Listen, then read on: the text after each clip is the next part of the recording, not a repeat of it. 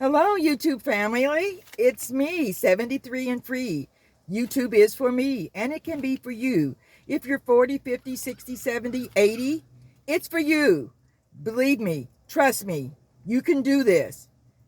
I had a conversation today with my 88-year-old aunt, 88 years old, and she's wanting to be brought up to speed, and I was glad to help. Now, I won't be able to bring everyone up to speed, but if you have family, if you have children, grandchildren, great-grandchildren, anyone younger that's in the millennial age, Gen Z age, they can all be helpful. Make sure you stay close to those.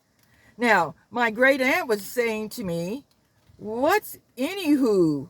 Isn't the correct term anyhow?"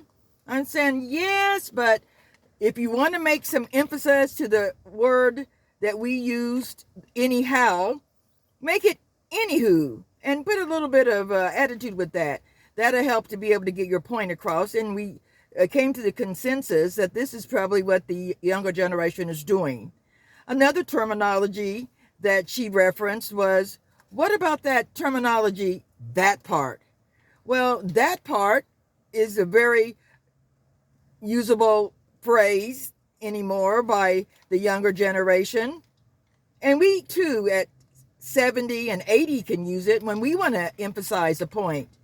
If you agree with something that someone has just said, well, that's the part. And you say it, you let them know. You don't have to say, I agree with you, but you can say that part, and then they'll get the point that you not only are communicating with them, but you have a very up-to-date response to their inquiry as well. Another expression, and I did make a note here, is in texting information to people that are in business. As seniors, we're going to need to know that not everyone that we want to be able to contact that needs to provide us a service call or do a handyman job is going to have a landline phone. So we'll have to learn other ways in which we can communicate with them. And if you're anywhere on this information highway, things of communication have changed, but also when you want to be able to register or to schedule a in-house service call from a technician, they are going to be using internet as well. And so we're going to need to step up our texting skills as far as setting time frames in which we can be reached, getting our message sent and making sure it's received, date and time stamping that interaction. That's all considered a very virtual part of communication for business people as well, no matter what their age. And if we want them to come and give us any type of a service call as seniors, we'll need to be able to incorporate that into our way in scheduling someone to come to do a service. So based on that, I just want to keep you staying on the pathway, and just let me leave you with this tidbit of information, which I may raise again. And this is from my father, bless his soul, may he rest in peace. He always wanted to be able to do it himself, no matter what age he got. He always was wanting to remain independent. That is so very important in this day and age.